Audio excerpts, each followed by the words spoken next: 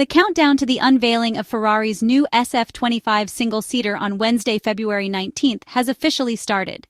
Ferrari team boss Frédéric Vasseur had already confirmed the insights gathered and reported by the Italian media during the development of Project 677.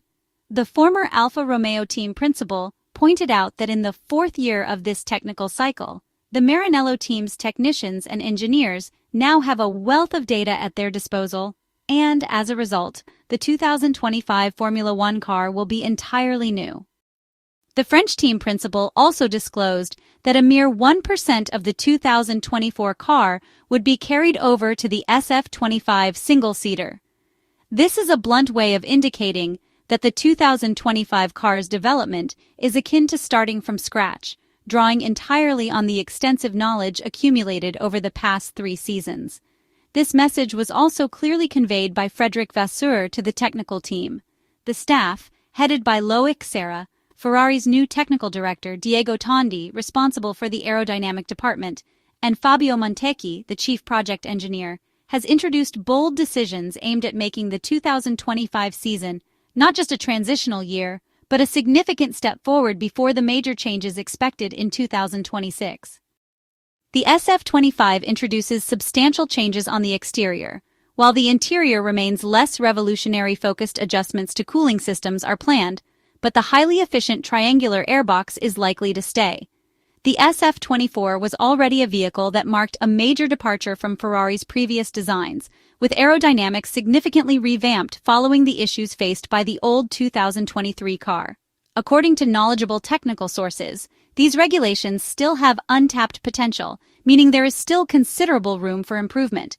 While this process is undoubtedly challenging, there is a consensus that once the correct path is identified, significant gains can follow.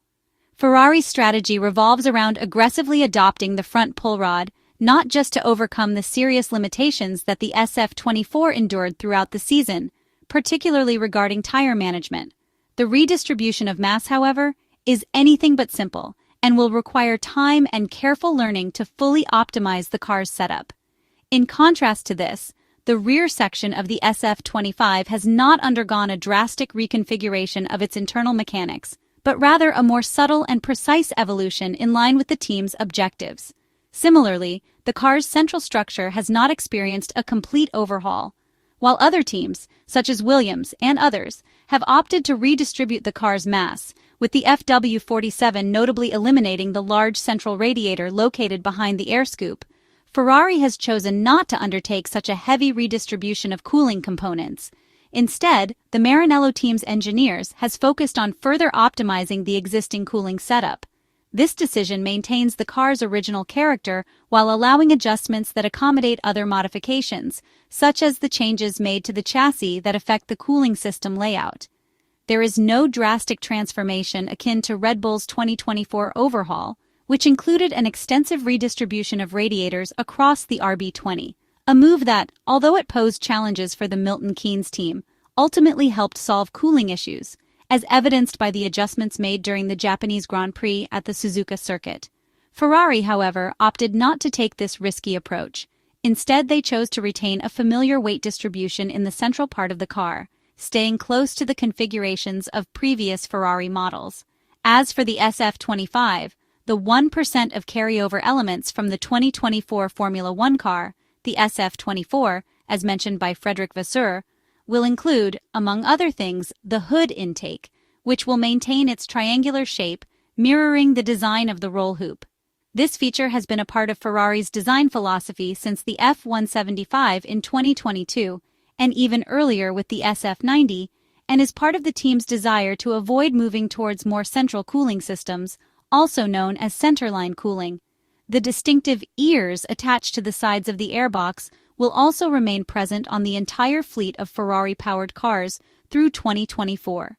Even Ferrari's customer teams, Sauber and Haas, have opted to centralize their car's mass by shifting not only the oil radiator to the center, but also repositioning the electric radiator along the car's central axis. This allows for better utilization of space, particularly in the side pod areas. Looking ahead to what's to come in the following weeks, The Albert Park Circuit in Melbourne will play host to the Australian Grand Prix on the 16th of March for the first time since 2019, which will be Lewis Hamilton's first race with Ferrari.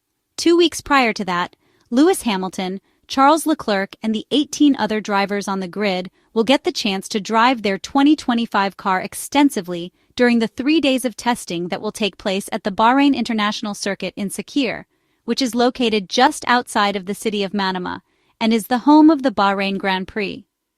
The Bahrain circuit has traditionally played host to Formula One preseason testing, largely due to the steady climate, as anywhere in Europe could see adverse weather interrupt important running. Teams need to use the time on track to gather important data and effectively work out if there are any teething problems that could take too long to address during race weekends. The tests take place over the course of 3 days between Wednesday the 26th of February and Friday the 28th of February. The track will be open for 8 hours each day, starting at 10 a.m. local, which is 7 a.m. GMT, and ending at 6 p.m. local. Teams will want to ensure that there is as much running as possible, so they will try to avoid red flags or stoppages if they can. FIA Race Control also usually mandates a practice start sequence for one of the days, just to test all of their transponder and timing systems. Testing a lot more limited now compared to previous years, when teams had at least 6 days.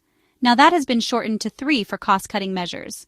The teams can either split their running between drivers or give one driver a whole day's worth of running. They tend to alternate between a half day and 2 full days for either driver, although that may vary depending on experience and any problems that could be thrown up. It is currently unknown what the plan is for each individual team, but this will be updated when that info becomes available. Each driver should get at least 12 hours in the car over the 3 days, barring any injuries, illnesses, or significant crashes. Data is the currency for F1 teams, and they will be using the 3 days to gather as much information about their cars as possible, whether it's for reliability or setup purposes. This year's single-seaters are largely evaluations of last year's, so there should not be too many teething issues that impact them.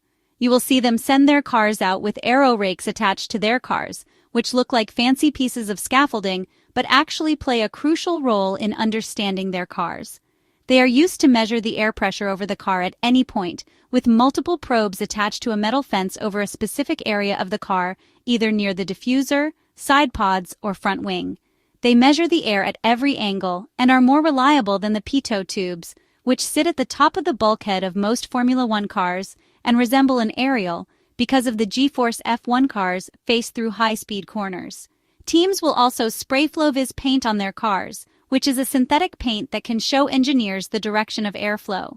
Some teams use a mix of colors, while others also have ultraviolet paint to prevent prying eyes from seeing information taken by photographers.